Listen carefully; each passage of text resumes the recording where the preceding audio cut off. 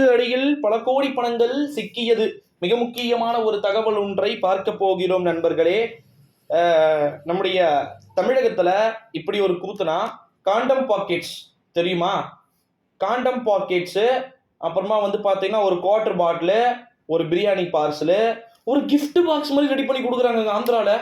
நேனு ஜெகன்மோகன் ரெட்டி அவருடைய அரசு பார்த்தீங்கன்னா அதை சப்ளை செய்து கொண்டிருக்கிறார்கள். ஒரு காலத்துல தமிழ்நாட்டில் இருக்கக்கூடிய மக்கள் அனைவருமே ஜெகன்மோகன் ரெட்டியை பாராட்டினார்கள். ஆனால் இப்பொழுதுதான் தெரிகிறது இங்கு திராவிட மாடல் என்றால் அங்கு ஆந்திரா மாடல். ஓகேங்களா? ஸோ அங்கே தெலுங்கு மாடல், ஆந்திரா மாடல்னு சொல்லிட்டேன்.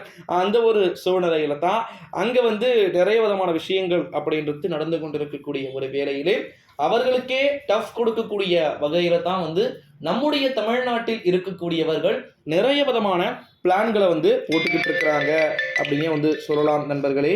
இந்த ஒரு சூழ்நிலையிலே கிணற்றுக்கு அடியில பல கோடி பணங்களை பதுக்கி வைப்போம், மணலுக்கு அடியில பல கோடி பணங்களை அடுக்கி வைப்போம், எங்களை கேட்க ஒருவருக்கும் தில்லே கிடையாது, ஆண்மையே கிடையாது. ஓகேங்களா? அதையும் மீறி அவன் பண்ணானா அவனுடைய அனைத்து விதமான கனெக்ஷன்களையும் டேபிளையும் புடுங்கிடுவோம் அப்படின்னு சொல்லிட்டு. இந்த சிவாஜி படத்துல பாத்தீங்கன்னா ஒருவர் இருப்பார். அதுல சிவாஜி பாத்தீங்கன்னா நைஃப் எடுத்து பார்த்தீங்கன்னா ஒரே ஒரு சொருவு. ஓகேங்களா? உங்களுக்கே தெரியும் அப்படின்னு நினைக்கிறேன். இந்த ஒரு சூழ்நிலையிலே அதே போல அந்த மாதிரியான வேலைகளை எல்லாம் நாங்கள் செய்து விடுவோம். எங்களுக்கு தேவை, எங்களுக்கு பணம் வேண்டுமென்றால் நாங்கள் இது மட்டுமல்ல, எது வேண்டுமானாலும், என்ன வேண்டுமானாலும், எப்பேற்பட்ட விஷயங்கள் வேண்டுமானாலும் செய்வோம். ஓகேங்களா?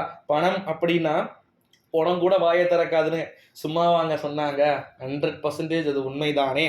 ஓகேங்களா? பணம் என்றால் அனைவருமே, நீவீராக இருக்கட்டும், நாங்களாக இருக்கட்டும், அனைவருமே வாயை பிளப்பது வழக்கமாக ஒன்றுதான்.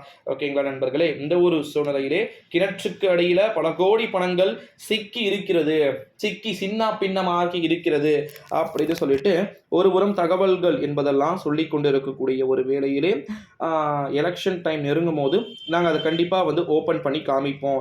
யார் யார் என்னென்ன விதமான விஷயங்கள்ன்றது எங்களுக்கு நிறைய பேருக்கு தெரியும் அப்படின்றதையும் சொல்லியிருக்கிறாங்க. ஸோ கிணற்றுக்கு அடியில் இப்பேற்பட்ட பண குவியல்கள், பணங்கள்லாம் சிக்கக்கூடிய ஒரு சூழ்நிலை இருந்துச்சு அப்படின்னா அது எல்லாமே நிச்சயமாக ஏகப்பட்ட மாற்றங்களை கொடுக்கக்கூடும் அப்படின்னே சொல்லலாம் நண்பர்களே. ஸோ நம்முடைய தமிழகத்தில் நிறைய விதமான விஷயங்கள் இருக்கிறது இது போல். ஸோ அதோட தொடர்ந்து நீங்கள் இணைந்திருங்க. ஏன்னா பார்த்தீங்கன்னா ஒரு ஆட்சி அதிகாரம் விட்டார்கள் என்றால் ஓட்டுக்கு அடுத்து வரக்கூடிய சில நாட்கள் ஹாட்ஸ்பாட்டு. ஓகேங்களா? எவ்வளோ அமௌண்ட் வேணால் கொடுப்பாங்க. அதனால் தொடர்ந்து நீங்கள் பார்த்தீங்கன்னா பணத்தை வாங்குங்க, வாங்காமல் போதீங்க. ஓப்பனாக சொல்லிட்டோம். மற்றவங்களாம் சொல்லுவாங்க பணத்தை வாங்கக்கூடாது, சட்டப்படி குற்றம். யார் சொன்னா? வாங்குங்க, பணத்தெல்லாம் வாங்கிக்கோங்க. ஓட்டை யாருக்கு பண்ணுமோ அவங்களுக்கு போட்டுருங்க. ஓகேங்களா? போட்ட கட்சிக்கு போடாதீங்க, பணத்தை கொடுத்த கட்சிக்கு போடாதீங்க. ஓகேங்களா? ஸோ வெயிட் பண்ணி